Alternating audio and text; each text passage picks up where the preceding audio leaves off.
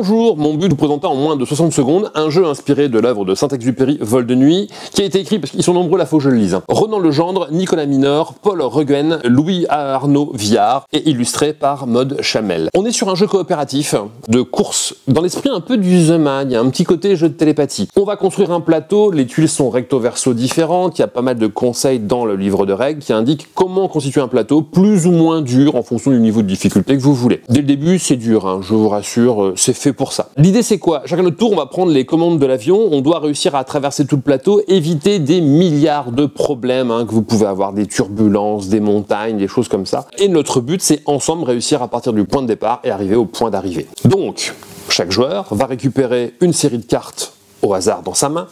En secret, on va devoir, quand c'est son tour de jouer, choisir une des cartes, la placer face cachée sur la table.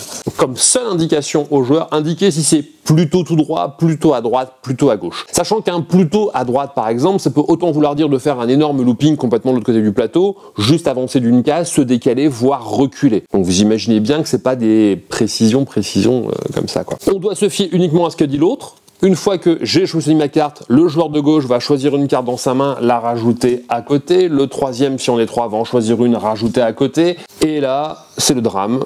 On va révéler et on va devoir bouger en fonction de ce qu'on a programmé. Vous imaginez les situations. J'avais dit un petit peu à droite, et clairement ça fait un looping, les gens n'avaient pas prévu, ça devient n'importe quoi, et c'est là que ça devient drôle. Le but est c'est d'anticiper ce que les autres vont pouvoir faire comme bêtises afin d'essayer de s'en sortir un petit peu. C'est simple, efficace, très drôle, bourré d'humour, mauvais joueur, abstenez-vous, de toute manière ça devient très vite chaotique, le but c'est d'essayer d'aller le plus loin possible. Merci pour cet hommage, le jeu est juste magnifique, ça colle parfaitement à l'œuvre et c'est un vrai petit régal à jouer.